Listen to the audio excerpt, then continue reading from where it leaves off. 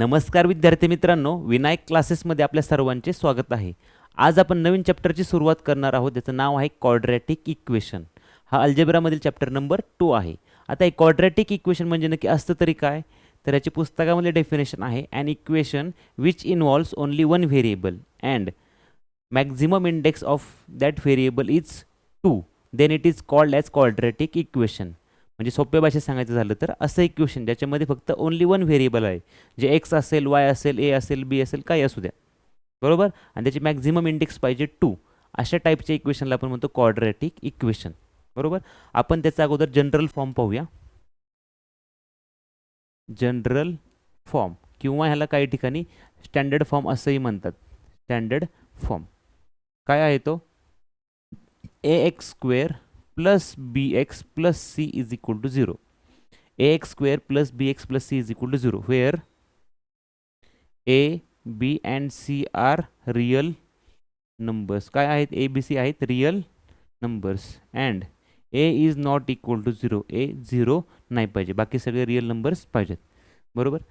आता त्यासाठी क्रायटेरिया काय आहे? पहिली गोष्ट, क्रायटेरिया काय आहे? आपण डेफिनेशनमध्ये पाहिलंच. व्हेरिएबल किती पाहिजेत? व्हेरिएबल पाहिजेत ओनली वन, एकच व्हेरिएबल पाहिजे, ओनली वन. इथं पण बघा एक्स एकच व्हेरिएबल आहे, बरोबर.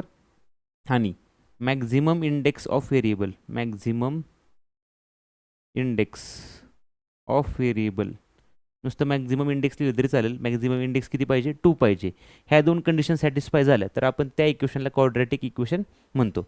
फॉर एक्झाम्पल आपल्याला असं दिलं 3x square plus 9x plus 10 is equal to 0. ह्याच्यामध्ये बघा व्हेरिएबल नुसतं एक्सच आहे, एकच व्हेरिएबल झालं, ओनली वन व्हेरिएबल झालं. आणि मॅक्झिमम इंडेक्स किती आहे याचा? इथं 1 आहे, इथं 2 आहे, मॅक्झिमम इंडेक्स झाला 2. या दोन्ही कंडिशन सॅटिस्फाय झाल्या म्हणून हे क्वाड्रॅटिक इक्वेशन आहे. आत्ता आपण जो टॉपिक शिकलो त्याच्यावरती कशा प्रकारे प्रश्न विचारले जातात ते आपण पाहूया. क्वेश्चन काय असतो? Decide which of the following are quadratic equation. ह्या दोघांपैकी कोणतं क्वाड्रॅटिक इक्वेशन आहे का नाही ते आपल्याला फाइंड करायचं आहे. पहिली कंडिशन काय होती? व्हेरिएबल्स किती आहेत इथं पाहायचं. व्हेरिएबल्स किती आहेत? एक्स आहे फक्त, बाकी काय आहे का? नाही. मग व्हेरिएबल आहे ओनली वन, व्हेरिएबल लिहिलं तरी चालेल, व्हेरिएबल ओनली वन. आणि मॅक्झिमम इंडेक्स काय पाहिजे? 2 पाहिजे. मॅक्झिमम इंडेक्स पुढं लिहिलं तरी चालेल. मॅक्झिमम इंडेक्स किती आहे? मॅक्झिमम इंडेक्स इथं 1 आहे पॉवर, इथं 2 आहे, म्हणजे मॅक्झिमम इंडेक्स आले 2. दोन्ही कंडिशन सॅटिस्फाय झाले ना, म्हणून आपण काय म्हणू शकतो? Therefore it is a quadratic equation. हे क्वाड्रॅटिक इक्वेशन आहे, बरोबर. आता खालचं पाहूया. इथं व्हेरिएबल किती आहेत? एकच आहे, एम. व्हेरिएबल आहे ओनली वन, बरोबर. आणि मॅक्झिमम इंडेक्स पण ती 2 पाहिजे. मॅक्झिमम इंडेक्स किती आहे? इथं 2 आहे, इथं 3 आहे, मोठा नंबर 3 आहे ना, म्हणून मॅक्झिमम इंडेक्स झाली 3. म्हणजेच it is not therefore it is not a quadratic equation. का नाही आहे? कारण मॅक्झिमम इंडेक्स आपली फक्त 2 पाहिजे, इथं 3 आहे, म्हणजे हे क्वाड्रॅटिक इक्वेशन नाही. आता आपण पुढचा क्वेश्चन पाहूया. इथं काय दिलं आपल्याला? X plus 1 bracket square is equal to 3x. आता याचं स्क्वेअर दिलेलं आहे ना, म्हणजे आपल्याला ते एक्सपान्शन करावं लागेल. त्यासाठी या चॅप्टरमध्ये आपल्याला 3 फॉर्म्युले माहिती असायला पाहिजेत. A plus B bracket square is equal to A square plus 2ab plus B square. हा झाला पहिला फॉर्म्युला. दुसरा काय आहे? A minus B bracket square is equal to A square minus 2ab plus B square. आणि A plus बी दिलं असेल आणि ए मायनस बी दिलं असेल तर काय होतं? ए स्क्वेअर मायनस बी स्क्वेअर. एका ब्रॅकेटमध्ये ए प्लस बी, दुसऱ्यामध्ये ए मायनस बी असेल तर काय होतं? ए स्क्वेअर मायनस बी स्क्वेअर. हे 3 फॉर्म्युले आपल्याला माहिती पाहिजेत. हे तुम्ही लिहूनच ठेवा, हे इम्पॉर्टंट फॉर्म्युलाज आहेत या चॅप्टरमध्ये, बरोबर. आता आपल्याला काय करायचं? याच्यामध्ये ह्या ब्रॅकेटचं एक्सपान्शन करायचं आहे. एक्स प्लस 1 ब्रॅकेट स्क्वेअर काय होणार? एक्सचा स्क्वेअर प्लस 2 इंटू ब्रॅकेट ह्या दोघांचं मल्टिप्लाय, एक्स इंटू 1. ते कसं कळतं आपल्याला? ह्या फॉर्म्युल्यावरून. ए स्क्वेअर म्हणजे पहिल्या नंबरचं स्क्वेअर, 2ab म्हणजे काय? 2 लिहायचं आणि ह्या 2 नंबरचं multiplication, 2 into x into 1 plus second नंबरचं बी स्क्वेअर आहे ना, म्हणजे सेकंड नंबरचं काय असणार आहे? स्क्वेअर होणार आहे, 1चं square is equal to 3x. इथे काय होईल? एक्स स्क्वेअर प्लस 2 1 जा 2 इंटू एक्स काय होणार? 2x प्लस 1चं square 1 is equal to 3x. X square आहे तसंच ठेवलं, प्लस 2x आहे तसंच ठेवलं, इकडचं 3x इकडे जाऊन काय होणार? Minus 3x plus 1 is equal to 0. Therefore X square 3 minus 2 किती होणार? 1x होणार, फक्त एक्स राहणार आणि मायनस साईन येणार ग्रेटर नंबरची, प्लस 1 इज इक्वल टू 0. हे झालं ब्रॅकेट आपण सॉल्व्ह केल्यानंतर आपल्याला हे इक्वेशन मिळालं. आता इथं लक्ष द्यायचे. व्हेरिएबल्स किती आहेत? व्हेरिएबल आहेत ओनली 1, बरोबर. आणि हे झाले पहिली कंडिशन. दुसरी कंडिशन काय आहे? मॅक्झिमम इंडेक्स तो 2 पाहिजे. मॅक्झिमम इंडेक्स तो 2 पाहिजे. आहे का? इथं 1 आहे, इथं 2 आहे. हां, मॅक्झिमम इंडेक्स 2 आहे. Therefore it is a quadratic equation. हे क्वाड्रॅटिक इक्वेशन आहे. अशा प्रकारे आपल्याला एक्सपान्शन करावं लागतं, मग आपल्याला ते सॉल्व्ह करावं लागेल. आत्तापर्यंत आपण क्वाड्रॅटिक इक्वेशनचा जनरल फॉर्म्युला पाहिलेला आहे. आणि एखादं इक्वेशन क्वाड्रॅटिक इक्वेशन आहे का नाही ते कसं शोधायचं किंवा ओळखायचं ह्याच्यासाठी क्रायटेरिया आपण पाहिलेला आहे. आता आपण ABCच्या व्हॅल्यू कसं काढायचे ते पाहूया. Find the values of ABC अशा टाईपचा आपल्याला प्रश्न पण येऊ शकतो. Find the values of ABC, बरोबर. क्वेश्चन समजा दिले आपल्याला 3x² - 9x + 8 = 0. स्टँडर्ड फॉर्म काय आपला किंवा जनरल फॉर्म काय आहे? ax² + bx + c = 0. x² coefficient असतो त्याला आपण म्हणतो a. x² शेजारी असतो त्याला आपण म्हणतो a. देअरफॉर a काय येणार आहे? 3. कळालं? जिथं x आहे त्याच्या शेजारच्या नंबरला म्हणतो, म्हणजेच एक्सच्या कोएफिशियंटला आपण म्हणतो b. देअरफॉर b काय येणार आहे? एक्सच्या शेजारी काय आहे? -9, बरोबर. आता c आहे, नुसता नंबर असतो. c असणार आहे 8 + 8 असणार आहे, म्हणून आपण +8 लिहिलेला आहे. समजा दुसरा क्वेश्चन आपण घेऊया. x² + 9 = 8x असं असेल तर सर्वप्रथम आपल्याला त्याला स्टँडर्ड फॉर्ममध्ये कन्वर्ट करावं लागतं, जनरल फॉर्ममध्ये कन्वर्ट करावं लागतं. देअरफॉर काय येणार? x² इकडचं +x इकडे जाऊन काय होणार आहे? 8x होणार आहे. +9 = 0.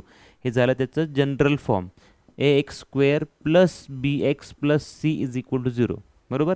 आता a काय येणार आहे? x² कोएफिशियंट इथं काहीच नाही म्हणजे लिहायचं असतं 1, बरोबर. आता इथं b आहे. बीचा कोएफिशियंट काय असणार? एक्सच्या शेजारचा नंबर. एक्सच्या शेजारी काय आहे? -8 आहे, त्याला -8. c काय येणार आहे?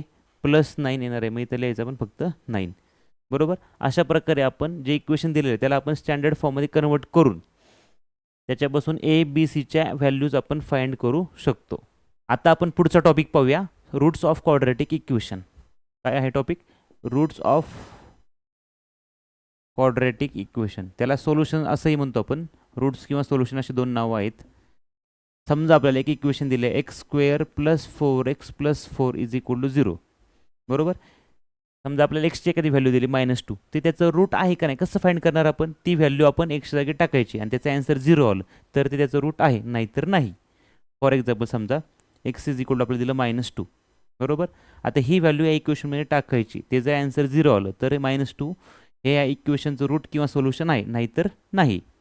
मग आपण लिहूया x² + 4x + 4. फक्त लेफ्ट साईड लिहायची आपल्याला. एक्सच्या जागी लिहायचे -2, त्याचा स्क्वेअर करायचा +4 इथलं लिहिलं आहे तसंच इंटू ब्रॅकेट. एक्सची व्हॅल्यू किती आहे? -2 + 4. एक्सचा स्क्वेअर केला म्हणजे 2चा स्क्वेअर केला. -2 जरी असला त्याचा स्क्वेअर केल्यावर काय होणार आहे? प्लस होणार आहे, ते झालं +4.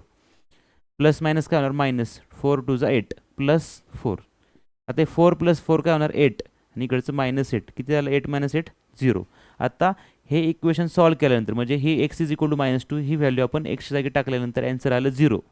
देअरफॉर आपण काय म्हणणार? x -2 is root of quadratic equation किंवा त्याला आपण सोल्युशन ऑफ क्वाड्रॅटिक इक्वेशन असंही म्हणू शकतो. सोल्युशन ऑफ क्वाड्रॅटिक इक्वेशन असंही म्हणू शकतो. कळलं? समजा आपल्याला दुसरी एक व्हॅल्यू दिली x 4. x 4 दिली, ती आपण इथे टाकूया. x² + 4x + 4.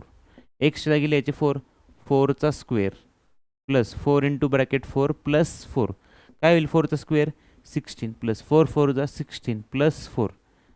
16 किती झालं? 16 + 16 32 + 4 किती झालं? 36. हे नॉट इक्वल टू 0 आहे ना, not equal to 0. Therefore x 4 is not a root of quadratic equation किंवा not a solution of quadratic equation असंही लिहू शकतो. म्हणजे जे एक्सची जी व्हॅल्यू दिलेली आपल्याला ती आपण ह्या लेफ्ट साईडला टाकल्यानंतर त्याचं आन्सर जर 0 आलं तर ते रूट आहे आणि ते नॉट इक्वल टू 0 आलं तर ते रूट नाही. आता या टॉपिकवर कशा प्रकारचे प्रश्न विचारले जातात ते आपण पाहूया. क्वेश्चन काय असतो? 2x² - 7x + 6 = 0 हे इक्वेशन दिले आपल्याला. Check whether x 3/2 and x -2 are solution of the equations. म्हणजे x 3/2 आणि x -2 ह्याचं सोल्युशन आहे का नाही किंवा रूट आहे का नाही ते आपल्याला फाइंड करायचं आहे.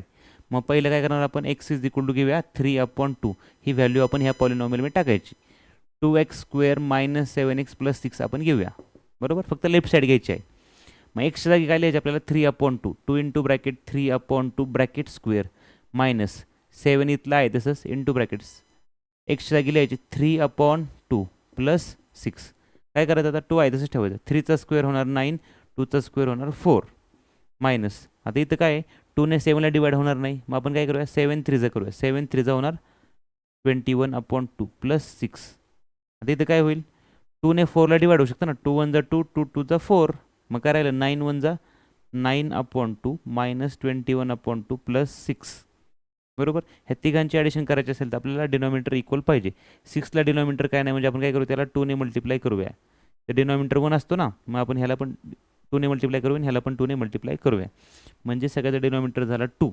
बरोबर 9 राहिला आहे तसंच मायनस 21 6 2चा काय होणार 12 फक्त प्लस 12 लिहायचं आहे बरोबर आता 9ला प्लस साईन आहे 12ला पण प्लस साईन आहे मग 12 प्लस 9 होणार 21 मायनस 21 आहे तसंच (2) 21 मायनस 21 0/2 इज इक्वल टू आलं 0 म्हणजेच ह्याचा आन्सर आलेला आहे 0 म्हणून आपण काय लिहू शकतो इथं लिहितो आता जागा नाही त्यामुळे इथं लिहितो मी therefore 3/2 is a solution of quadratic equation म्हणजे 3/2 ह्या क्वाड्रॅटिक इक्वेशनचं सोल्युशन आहे ह्या क्वाड्रॅटिक इक्वेशनचं सोल्युशन आहे आता आपण सेकंड क्वेश्चन पाहूया सेकंड काय आहे x is equal to -2 x is equal to -2 आता ह्या पॉलिनॉमियलमध्ये आपण एक्सची व्हॅल्यू टाकूया -2 2x²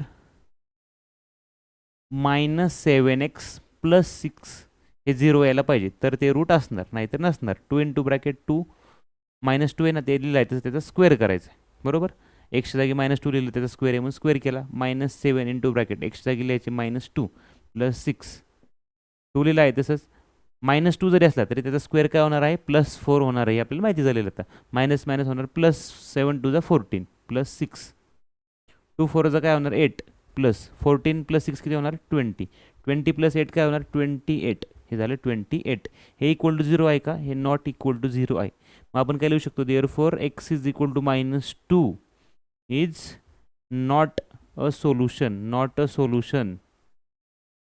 solution of quadratic equation root लिहिलं तरी चाललं असतं आता आपण या टॉपिकवरचा पुढचा प्रश्न पाहणार आहोत हा प्रश्न खूप महत्त्वाचा आहे अशा प्रकारचे प्रश्न बऱ्याच वेळा पेपरला विचारलेले आहेत प्रश्न काय आपण समजून घेऊया if x is equal to 5 is a root of equation म्हणजे आपल्याला या इक्वेशनचं रूट दिलेलं आहे बरोबर kx² minus 14x minus 5 is equal to 0 then find the value of k म्हणजे x हे रूट दिलेलं आहे इक्वेशन दिलेलं आहे त्याच्यामध्ये एका ठिकाणी k दिलेलं आहे त्याची व्हॅल्यू आपल्याला काढायची आहे बाकी सगळं आपल्याला दिलेलं आहे आपल्याला माहिती आहे x इज इक्वल टू काय आहे 5 is a root of quadratic equation म्हणजे ती व्हॅल्यू आपण इक्वेशनमध्ये टाकल्यानंतर आन्सर किती येणार आहे 0च येणार आहे ते आपल्याला समजून घ्यायचं आहे मग kx² minus 14x minus 5 is equal to 0 मग एक्सच्या जागी आपल्याला टाकायचे 5 k इंटू ब्रॅकेट लिहायचं 5चा स्क्वेअर बरोबर के आहे तसं लिहिलं एक्सच्या जागी 5 लिहिलं त्याचा स्क्वेअर आहे म्हणून स्क्वेअर केलं -14 लिहिलं आहे तसंच एक्सच्या जागी लिहायचं आपल्याला 5 इथं लिहिलं 5 -5 इज इक्वल टू 0 आता 5चा स्क्वेअर काय होणार आहे 25 मग 25 आपण के लिहूया 14 5चं काय होणार 70 फक्त मायनस प्लस काय होणार -70 -5 इज इक्वल टू 0 आता -70 -5 आहे मग काय होणार त्याची ॲडिशन होणार 25k -75 ग्रेटर नंबरची साईन येणार is equal to 0 therefore 25k is equal to काय येणार आहे इकडचं -75 तिकडे जाऊन काय होणार +75 होणार आहे therefore k is equal to काय होणार 75 आता इकडचं मल्टिप्लाय 25 तिकडे जाऊन काय होणार डिवाइड 25 होणार आहे therefore k is equal to काय 25चं टेबल माहिती आहे ना आपल्याला 25 1 25 25 3 75 म्हणजे केची व्हॅल्यू आलेली आहे 3 कळालं इथं काय केलं होतं आपल्याला x इज इक्वल टू 5 हे याचं रूट ऑलरेडी दिलेलं होतं म्हणजे ती व्हॅल्यू ह्याच्यामध्ये टाकल्यानंतर आन्सर 0 येणारच आहे आपल्याला माहिती पाहिजे आणि ह्याच्यामधलं एच्या ऐवजी आपल्याला के दिलेलं आहे बरोबर आहे ना इथलं जे आहे कोएफिशियंट तो दिलेला नाही त्याची आपल्याला व्हॅल्यू काढायची फाइंड के असं दिलेलं आहे मग आपण काय करणार एक्सच्या जागी 5 टाकायचं आणि हे सॉल्व केल्यानंतर आन्सर 0च येणार आहे कारण हे रूट आहे असं दिलेलं आहे मग आपण सॉल्व केल्यानंतर आपल्याला केची व्हॅल्यू मिळणार आहे या टाईपचा प्रश्न खूप महत्त्वाचा आहे हे व्यवस्थित समजून घ्या आत्तापर्यंत आपण प्रॅक्टिस सेट 2.1मध्ये ज्या प्रकारचे प्रश्न विचारलेले आहेत ते सगळे प्रकार आपण इथे घेतलेले आहेत. म्हणजे आपला बेसिक पार्ट आहे तो कव्हर झालेला आहे. म्हणजे आपल्याला प्रॅक्टिस सेट 2.1 सोडवायला खूप सोपा जाणार आहे.